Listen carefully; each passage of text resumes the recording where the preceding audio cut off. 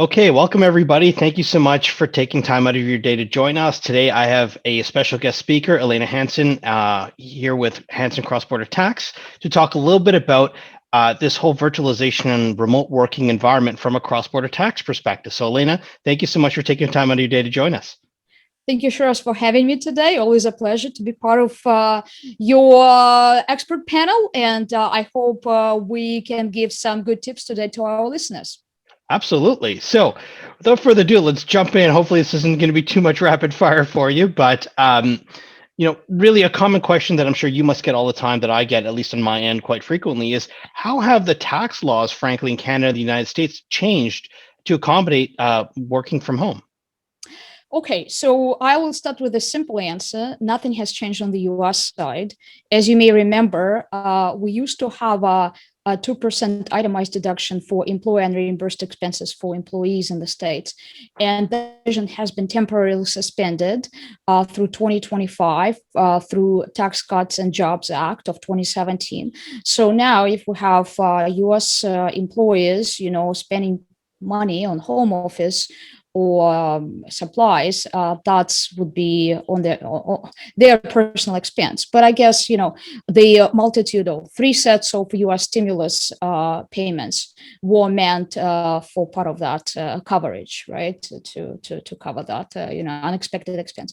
As far as Canada goes, in Canada, we had some changes, and we had a temporary measure, which was effective for 2020. That was called a temporary method of home office expenses as a result of COVID, and that was quite a step off from the traditional home office definition and eligibility of what's deductible. As you may know, the traditional home office expenses apply if you have a room solely designated for work, and that's where you principally either do work or meet regular clients. With COVID and this temporary measure, you actually don't have to have a designated room. As you may know, and we frequently see it now when we talk to our colleagues, or listening to some, events that people are using their, corner in the kitchen or bedroom where they conducting their advisory sessions, and that's that is acceptable for 2020. So what the government was allowing is that if you're required to work from home more than 50% of your time in 4 consecutive weeks, then you actually can claim $2 per day as a deduction against your net income, gross income to arrive to net income, and up to $400 per annum. And that is not based on the household. And that's not a household claim. That actually goes from a worker to a worker. Okay, so we don't know whether that measure is going to be extended to 2021, considering that we still have a shelter in place for up to recently, and we're forced to work from home, as a result of the continuous pandemic. But so again, if you have this option to do this method or temporary method under CRA guidance. If that method is not as beneficial to you as a traditional detail method, which employers previously were, some were eligible to claim, then you can go with that.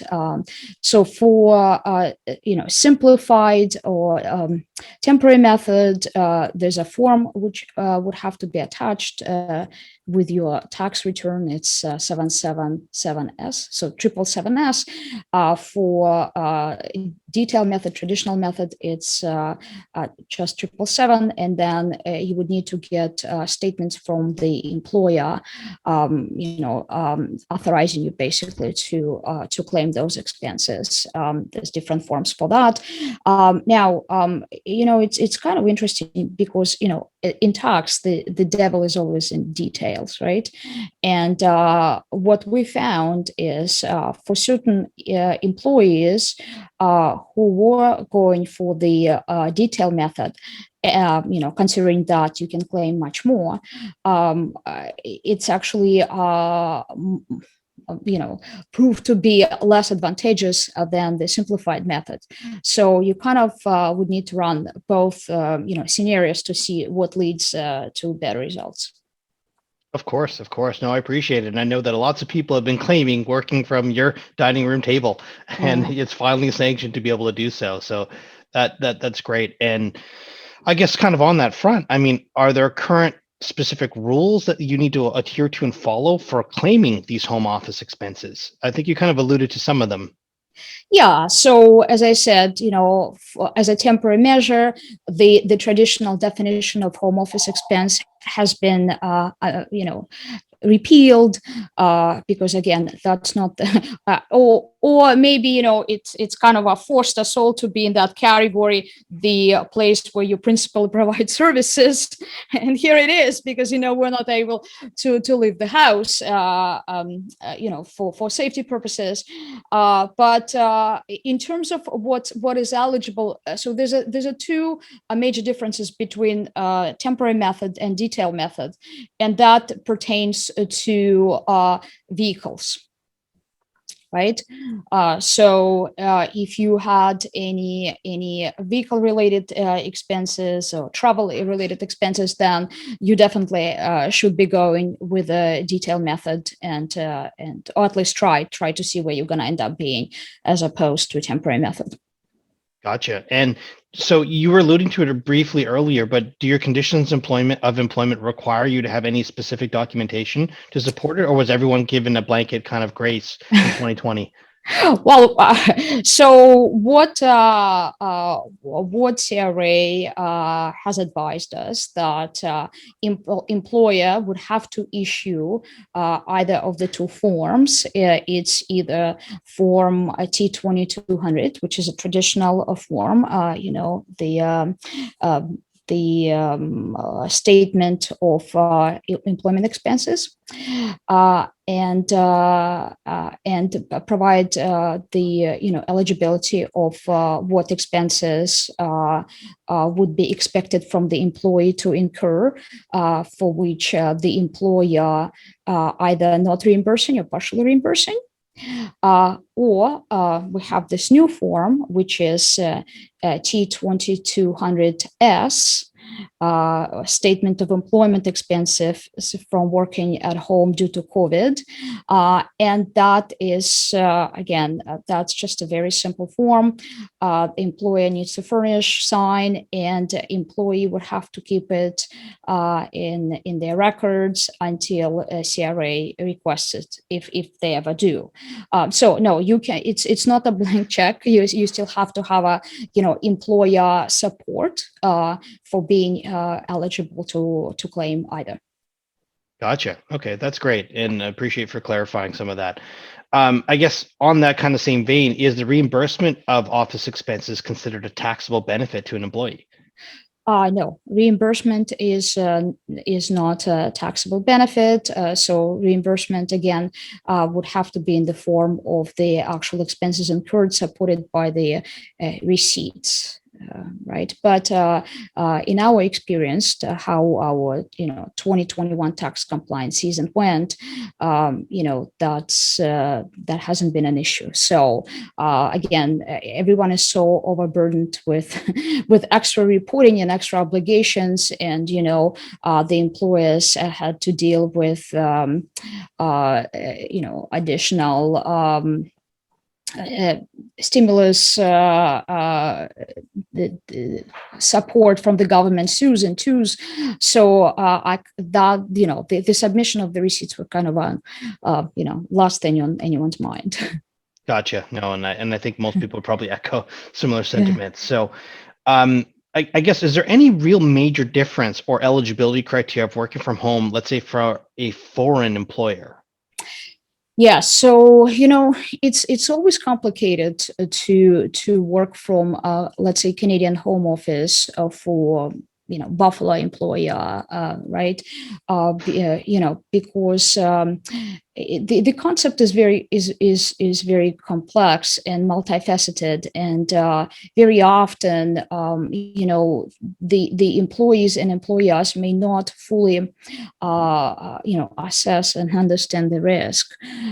So and when we're talking about a cross-border employment, it's not that much about, it's not that much about Canadian employees working for the US employers.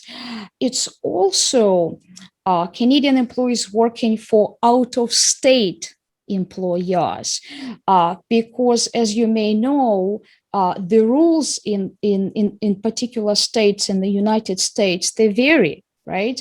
And in certain states, if you work out of non-workplace state, even for a year, for a day, already subjects you to or your employer to registration and tax remittances, withholdings and remittances of any compensation generated for that day in that state. Okay, so Gotcha. we're dealing with differences in federal laws. We're dealing with differences in state laws, and also with social security system, right? Again, because technically, if you work out of your home office in Canada, well, the compensation allocable to that day is subject to CPP taxes and remittances, right? So, again, the government did a pretty good job last spring, when they came and gave us, a guidance. US came first, and then Canada, but Canada was by far much more generous in terms of what it was allowing employers and employees in this tough time. And those guidances were improving as the year was passing by. So very recently, we actually got the final guidance with respect to 2020 from the Ministry of Finance slash CRA, and what it basically was saying is that if you used to be a commuter, I'll just break it down to an example. So if you used to be a commuter who would be rendering services, let's say in Buffalo, and now you're stuck because the border has been closed, and so what's happening is that for as long as your duties were not substantially modified, right? So you continue doing what you've always done as a commuter, and now as a person who works out of Canadian home office, then you are eligible to maintain the withholding and remittances as you previously were, right? So if even though you spend now 300 days in Canada, and technically it's Canadian source income, your employment is Canadian source income because that's the work is done. So under CRA guidance, CRA would be okay if that is still reclassified as US/New York source income, and you continue remitting your US federal tax and US state tax and US social security taxes on the south side as opposed to the CRA. So that again, that's a temporary measure that was effective from March 17, I believe, through December 31st of 2020. We're not sure how it's going to be applied for 2021, but we always keep our ears tuned up. So right on the U.S. side, I've got to step down now and project from the U.S. to Canada. So U.S. has not been was not as generous, and nothing is provided with respect to the employee obligations on the federal side. So or maybe we had something for a very brief moment, that for those 60 days, as you may remember. So it's mostly a state issue. So certain states came forward and did what Canada did. They gave that wider range of days where they can, look the other way and resource that income, to the state where the services are provided, or give out credit or stuff like that.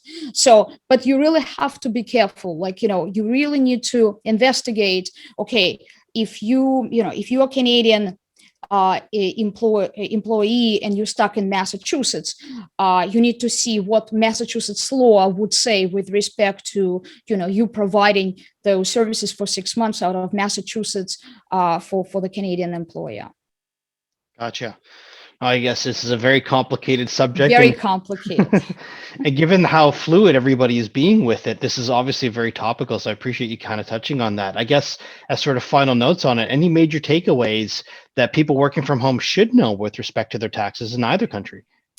It's ironic, but it's always a reality that the lawyers, from 8 to 10 years behind the economic reality we face, right? And since a lot of employers now are revisiting their employment arrangements and allowing that flexibility for the employees, whether work remotely on a full time or partial time.